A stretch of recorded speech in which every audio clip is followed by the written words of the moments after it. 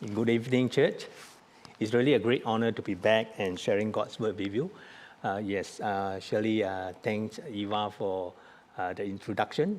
I bring greetings from All Saints Presbyterian Church. But today especially, I bring you greetings from Prison Fellowship Singapore, and also their warmest thankfulness to you all, and they're grateful. They're so grateful for the past many years, at least 5 years, that you have been supporting them in this ministry, especially the Angel Tree ministry. Yes, let us commit this time to God in prayer as we listen to Him. Heavenly Father, we want to thank you for ministering to us even at this time. Father, we ask that at this moment you prepare our hearts and minds to you, that wherever we are, we'll be able to be convicted by your word in the Bible, that your teachings will be ingrained in our hearts, that we'll be able to see what is best we can offer to you. Father, may the words of my mouth and also the meditations of each of our hearts be pleasing to you. We commit all this to you in Christ's name. Amen. The passage today for Prison Ministry Sunday, I was reflecting during my sabbatical, which are the best passages that could resonate and in the hearts of us and also in the context of prison ministry. So in Luke, in this passage in Luke 4, especially these few verses, it really speaks to my heart and how the Lord has a heart for the downtrodden, especially those who are in need and the vulnerable, and even those who are being oppressed. So today, I would like to ask you a question, or maybe a couple of questions, but it's all related. So what is the best message that you have ever heard? Maybe you can recall in your hearts. And for some people, it is actually the message that brought them to the saving grace of Christ. And for others, it is a heart-ministering message that actually brought comfort in a season of grief or even sorrow.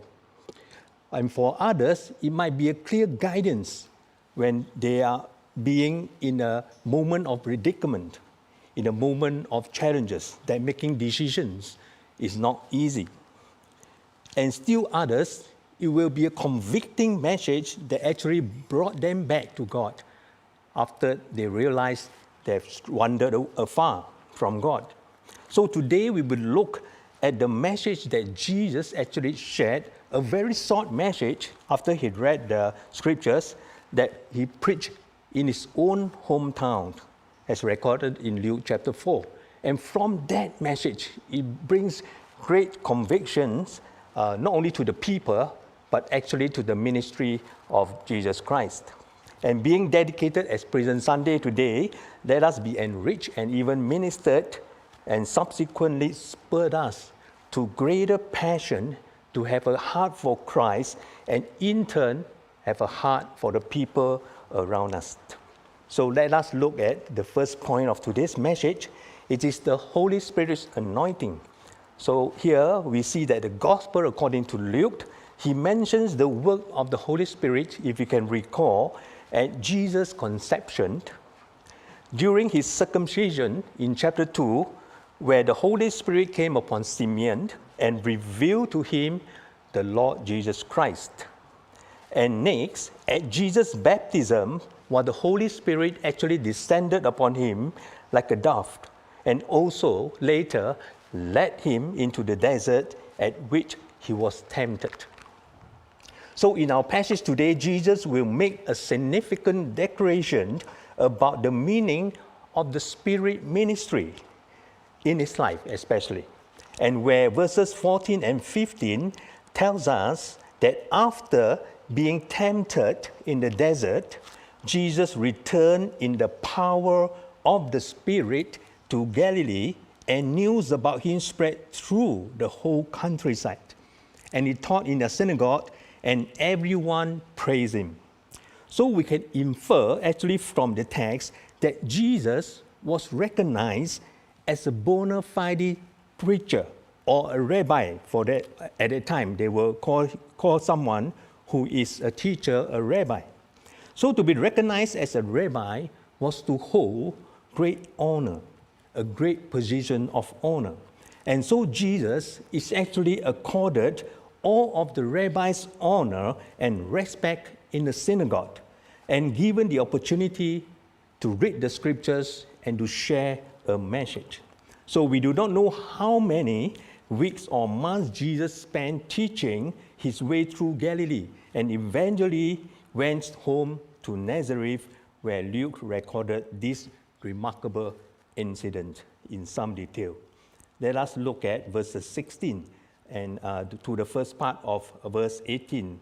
He went to Nazareth, where he had been brought up, and on the Sabbath day he went into the synagogue, as was his custom. And he stood up to read. The scroll of the prophet Isaiah was handed to him. Unrolling it, he found the place where it is written, which is the key verse in this portion of Scripture. He says here, "The Spirit of the Lord is on me, because he has anointed me to preach good news to the poor." Now, so far, everything had been gone according to their custom. As usual, the people of Nazareth had sang their psalms and even heard the reading of God's word. What they heard this particular day came from the end of Isaiah, where the suffering servant actually spoke about the great day of salvation. And this text is from Isaiah 61, proclaiming a future prophecy about the coming Messiah. And here it is, the Messiah, standing up in the synagogue, reading the prophecy to the people in his hometown. They are so blessed. They should have recognized it as the long-awaited prophecy, for the meaning of anointed, or to use the Greek word for it, is the Christ. Therefore, when people in the synagogue heard Isaiah's prophecy, it gives them hope. It gives them hope that one day God will come and save his people. And if they had been listening carefully, they would have heard Isaiah's promised liberations to four kinds of people. And in the first category is the poor. So what had Jesus come to do? The first thing that Isaiah promised is to preach good news to the poor. When Jesus spoke about the poor, he was actually referring to the common people of the land who live in humble poverty. In biblical terms, the poor are the downtrodden and actually the disadvantaged also, helpless in themselves and at the mercy of powerful people and even adverse circumstances. Usually the poor gets overlooked, but Jesus said the gospel is for them as much as it is for anyone else. Yes, the gospel is for everyone who is willing to receive it in faith, disregardless of one's status. The poor, like the prisoners, like the blind, and even the oppressed, are not only the unfortunate of those in this world, but actually all of them who have special dependence on God. We have special dependence on God. We need to recognize that too. But this statement also has a deeper meaning regarding a spiritual concern. The Greek word here for poor is the same word Jesus used in the Beatitude. If you can recall, in Matthew chapter 5, the first Beatitude, the first blessing which Jesus shared is, "Blessed are the poor in spirit, for theirs is the kingdom of heaven." Yes, for everyone who recognize their true spiritual poverty. And the good news that Jesus preached to the poor in spirit brings spiritual deliverance from the power of sin. We can bring the good news to the poor, not only in our midst, but also to the people behind bars. Good news to their children, to the image children. Good news to their spouses. Good news to the parents and even their grandparents. And one of the avenues is through the Angel Tree Project. And God, in His grace and mercy, invites us to partner with Him in reaching out to the poor in our midst as well. And it is so heartwarming to listen to the announcement that even the church is actually, the heart is not only for the people around our midst or within our country. It is also the heart beyond our country, beyond our nation, especially those who are suffering under this pandemic. Take note that we too need to recognize our own spiritual poverty and to embrace the good news of Jesus and be filled with the riches of every spiritual blessings. And here is a question for us to take note and even take to heart for our spiritual reflections. Are you and I putting on a spiritual front, but actually facing spiritual emptiness within us?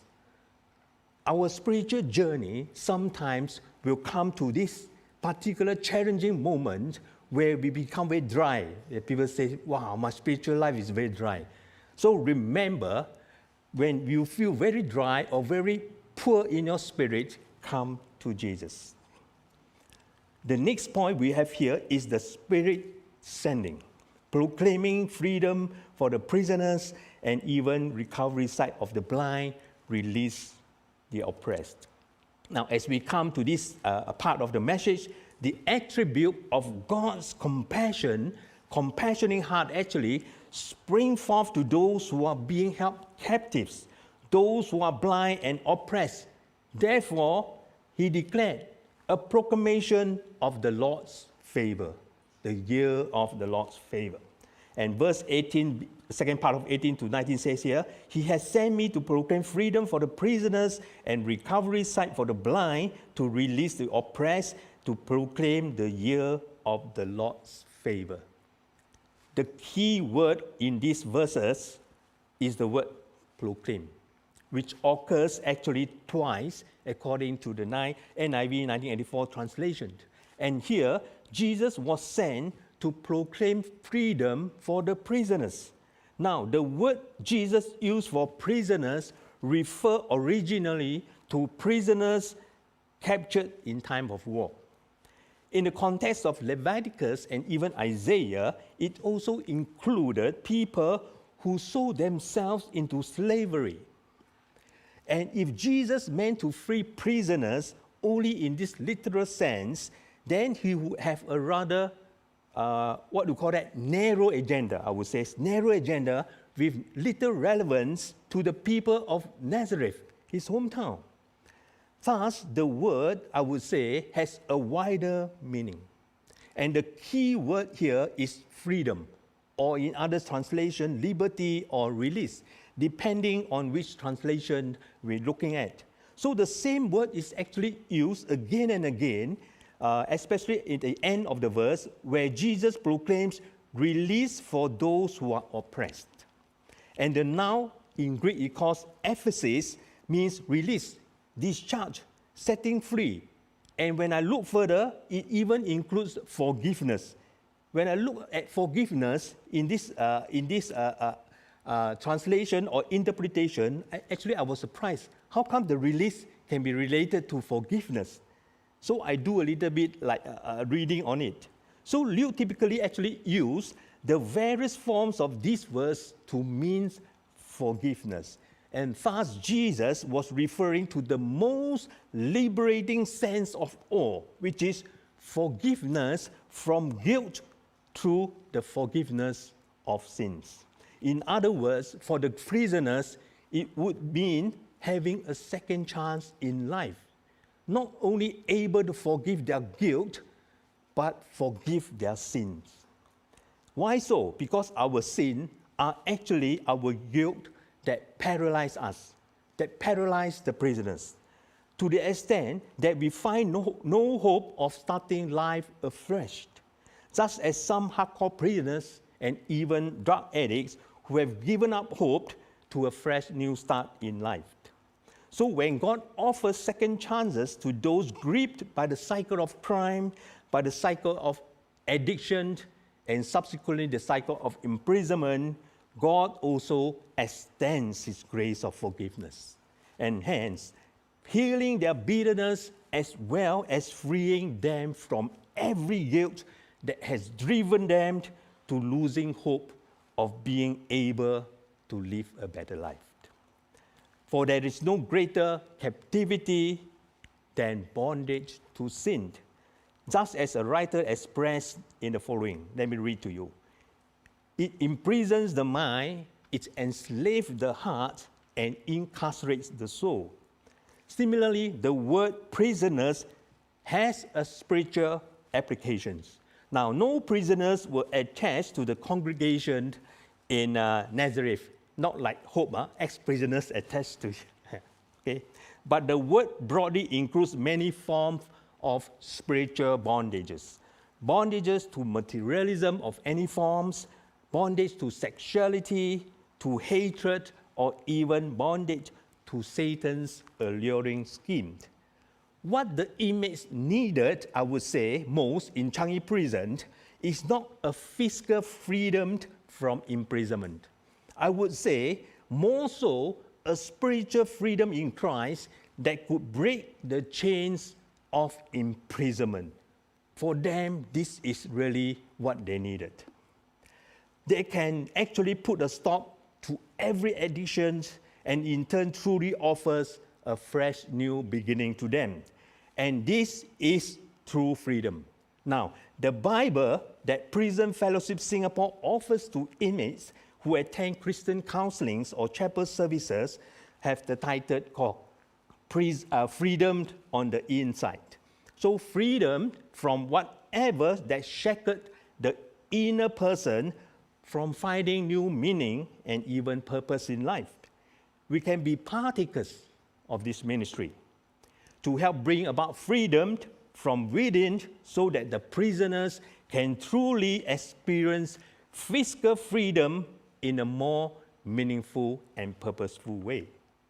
And likewise, this message is for all of us as well, who are being imprisoned by every sin of every kind. Pornography, hatred, envy, addictions, and the like. Jesus can and will set us free from all bondages and give us strength to be overcomers and give us a fresh new beginning. Now, the next aspect that Christ's ministry offers is recovery of sight for the blind. In fact, Jesus used it again in explaining Paul's ministry to him, where Acts 26 verses 17 to 18 says here, I am sending you to open their eyes and turn them from darkness to light and from the power of Satan to God, so that they may receive forgiveness of sins and a place among those who are sanctified by faith in me. We see the world through differing lenses or through differing worldview. Do you agree? There are people who see through the lens of fatalism, powerless to the circumstances. Some only see through the lens of pragmatism, outcomes, tangible results, or efficiency that really counts. When Jesus proclaimed recovery of sight for the blind, it refers to both physical and spiritual blindness. Because later in chapter 18, Luke gives us an account of Jesus restoring a sight to a blind man. Now, if Jesus came to restore only physical sight, it would be a somewhat limited blessing for that person. It would be great for the blind man, but even for them or for him, it would fail to address their deepest need. Eyesight is important, but it's nothing actually compared to the gift of being able to see the saving grace of God. He came to help to see our sins and our need of a Savior so that we would look to Him for grace. That is spiritual eyesight. Even when He gave people physical sight, it was so that they would know He had the power to help them see the day of saving grace in their lives. This is the lens we need to see through, the lens that enables us to see the saving grace of God, so that our hearts be filled with gratitude. And how can we partner with Christ's ministry in this aspect? We can share the hope that Christ offers to those who are blinded by hopelessness or are seeing through the lens of worldliness. We can be a beacon of hope that actually steers them towards the light of Christ that not only gives spiritual sight, but also offers an abundant life in Christ. Now, Jesus also proclaimed release for the oppressed. The oppressed are people who are crushed in spirit and even shattered by the hard experiences of life. I'm sure during this pandemic, almost 2 years, there are people who are really being crushed by the circumstances. When Jesus spoke about oppression, he was speaking to anyone dominated by the powerful forces of evil in the world, including people who have suffered the cruelty of verbal, of emotional, and even physical oppression. Jesus comes to those squashed by life circumstances, who can see no way out, who find living itself is even an oppression, and he gives them freedom. One day all oppressions will cease, and we know that because we are holding to that hope. But in the meantime, God has grace for people who have been wounded by oppression. We have the comfort of knowing that Jesus himself endured oppression on the cross, and by his Spirit, he speaks hope to our wounded hearts. And lastly, Jesus proclaimed the year of the Lord's favor. Reminiscence of the Jubilee, one in every 50 years, when debts were actually cancelled and slaves set free. It means God in sovereign grace brings about restoration to the fullest measure. Now take note that there is an omission here of the next phrase in Isaiah 61 verse 2 that says that the day of vengeance of our Lord. Jesus' audience would suppose that the day of their salvation, that is the Jews, would be also the day of judgment for the pagan enemies. But the day of judgment is on the day when Christ returned. Here, Jesus affirms that Gentiles are also recipients of God's grace, and in like manner, prisoners are recipients of God's grace. That is the significance of Prison Fellowship Singapore's ministry to the prisoners, because they see them, every one of them, coming to faith in Christ as trophies of grace. As trophies of grace. Disregard their background, disregard their status, disregard what they have done. But the moment they came to Christ and put their faith in Christ and journey with Christ, they become trophies of grace. This picture, I think, is taken from a Prison Fellowship website, and actually I got to know him during a Prison Fellowship conference. His testimony is definitely amazing. So he is one of the trophies of grace. So by omitting that line in Isaiah, we come to our third point of the message. Jesus actually got their attention, and all were silent and motionless. And then in verse 20, he says here, he rolled up the scroll, gave it back to the attendant, and sat down. And the eyes of everyone in the synagogue were fastened on him. And the people in the synagogue at that moment were eagerly awaiting to hear the message Jesus has for them.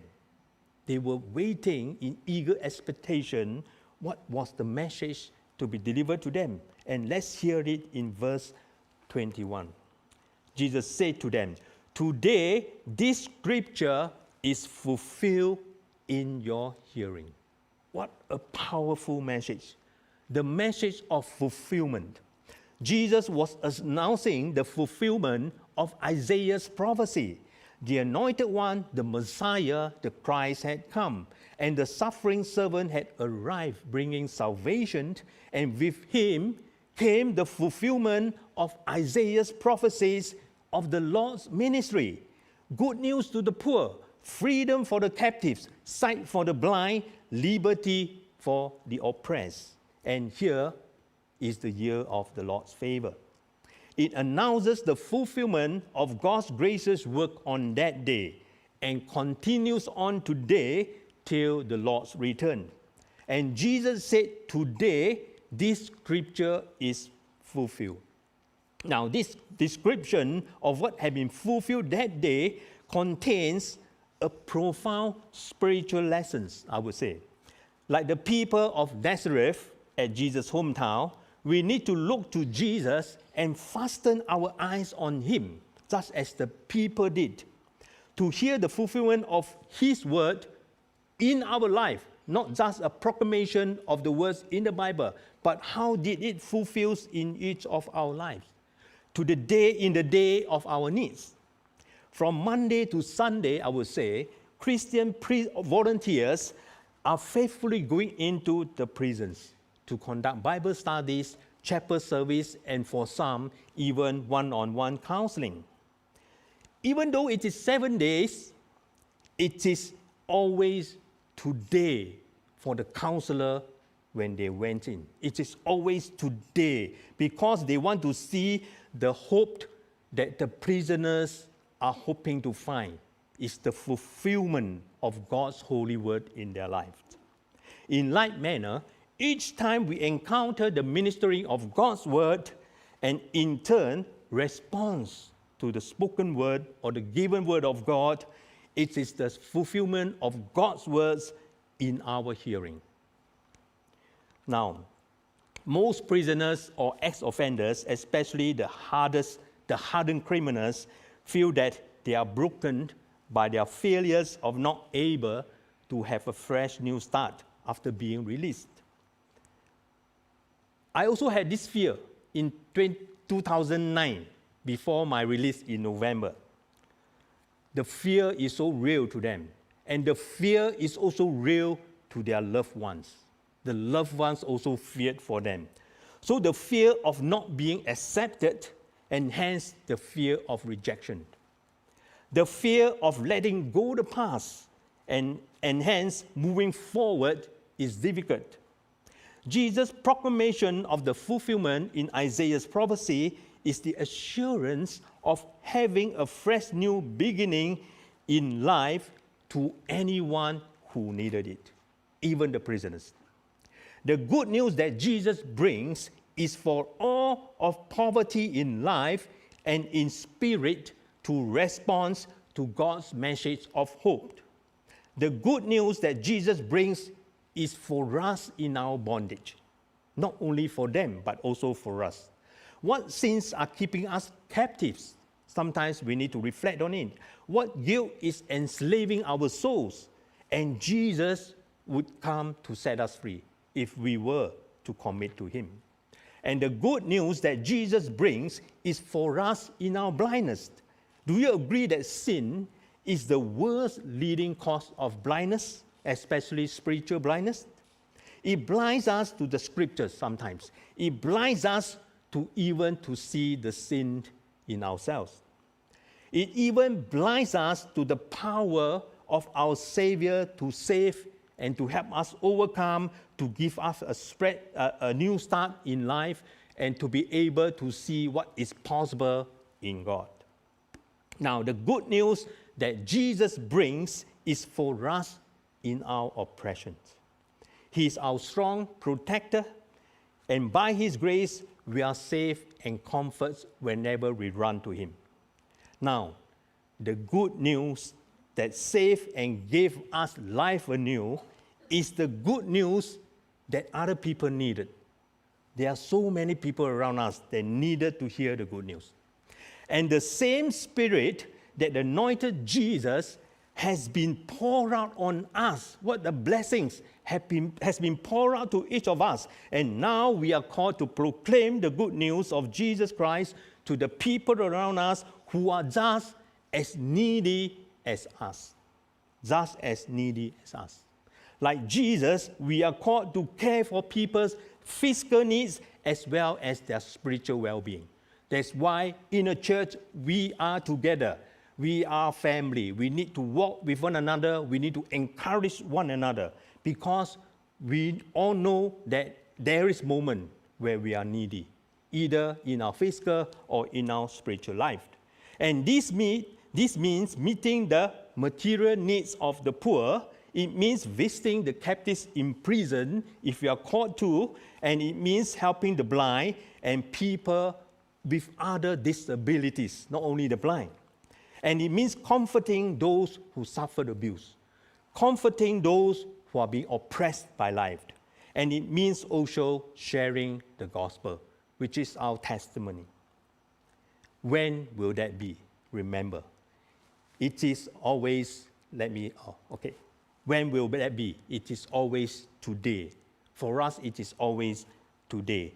And every given opportunity, every urging you felt from the Lord to go, to bring joy to the world, just as you look at the pictures here, is that just as the elderly woman in the photograph who received joyful news from her son in prison. This is one of the recipients from the Angel Tree Project. Let us pray. Heavenly Father, may your words that have been fulfilled so many years ago be fulfilled in each of our lives. Father, we thank you for the saving grace you have for us. We want to honor you and be a part of that hope you have given us, that we can share that hope to others. Father, help us also to see our spiritual poverty. Help us to come before you to be filled by your spiritual blessings. Help us to have an observant eyes to the people around us, not only who are poor physically, but also poor in spirit, even to our brother and sister in Christ.